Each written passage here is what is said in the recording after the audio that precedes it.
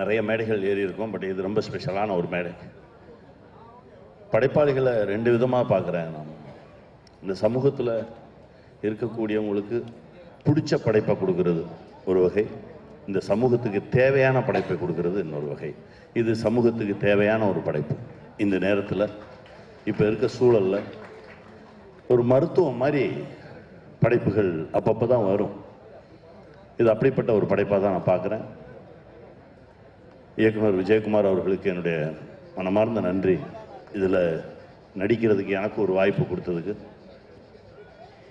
ஏன்னா ரொம்ப பரபரப்பான இருந்த காலகட்டத்தில் ஒரு கால் என்னன்னு கேட்டால், ஐயா முத்தரசன் அவங்க பேரை சொன்ன உடனே எதுவுமே பேச வேணாம், வாங்க கிளம்பி போவோம் அப்படின்னு சொல்லி கிளம்பி வந்தான். அது அந்த சிவப்பு துண்டுக்கு, சிவப்பு கலருக்கு நம்ம கொடுக்குற ஒரு மரியாதை. ஏன்னா அந்த சிவப்புக்குள்ளே எல்லாமே அடங்கும். அது பேரன்பு இருக்கும், பெருங்கருணை இருக்கும், பெருங்கோபம் இருக்கும், மக்களுக்கான ஒரு அர்ப்பணிப்பு இருக்கும். இப்படி தான் நான் சிவப்பு கலரை பார்க்குறேன். அவரோடு நிற்கும்போது, அவரோடு பணியாற்றும் போது, இப்படியெல்லாம் மனுஷங்க இருக்காங்களா அப்படின்ற ஒரு வியப்பையும் ஆச்சரியத்தையும் தான் எனக்கு கொடுத்தாரு. ரொம்ப ரொம்ப சந்தோஷம்ப்பா. நான் அப்பா தான் கூப்பிடுவேன். ரொம்ப மகிழ்ச்சியாக இருந்தது அந்த பயணம். அவருக்கு துணையாக நடித்தாங்க ஒரு அம்மா. அவங்க பேரை கேட்டால் ரஷ்யானாங்க. அது எனக்கு இன்னும் வியப்பாக இருந்தது. ஏன்னா முதல் முறையாக அப்படி ஒரு பேரை நான் கேட்குறேன். அவங்க சொன்னாங்க, இல்லை எங்கள் ஊர் பக்கம்லாம் வந்து ரஷ்யான்ற பேர் நிறைய காமன், நிறைய பேருக்கு வச்சுருப்பாங்க அப்படின்னாங்க.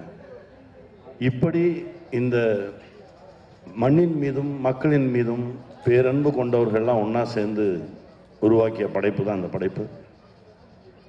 இனி வரும் காலங்களில் உணவுக்கு தான் சண்டை.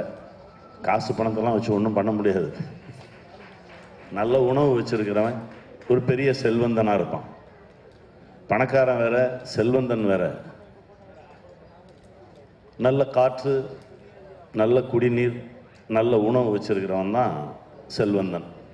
அவனை நோக்கி தான் அந்த சமூகம் ஓடணும்.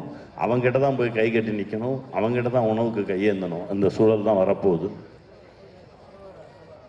இதற்கு முந்தைய தலைமுறை பாதுகாத்து கொடுத்த இயற்கை வளங்களை நம்ம பத்திரமா பாதுகாத்து நம்ம அடுத்த தலைமுறைக்கு கடத்தணும். அந்த பொறுப்பு நமக்கு நிறையா இருக்குது. அப்படிப்பட்ட பொறுப்போடு எடுக்கப்பட்ட திரைப்படம் தான் அரிசி. இது அடுத்த தலைமுறைக்கு ஒரு பெரிய ஆவணமாக இருக்கும். இந்த படைப்பு காலம் காலமாக பேசப்படும். இந்த படைப்பு இதை எல்லாரும் தியேட்டரில் போய் பார்த்து இதற்கு ஒரு நல்ல ஒரு அங்கீகாரம் கொடுத்தீங்கன்னா, இது மாதிரி இன்னும் நிறைய படைப்பு உங்களை தேடி வரும். வெல்வோம். மகிழ்ச்சி.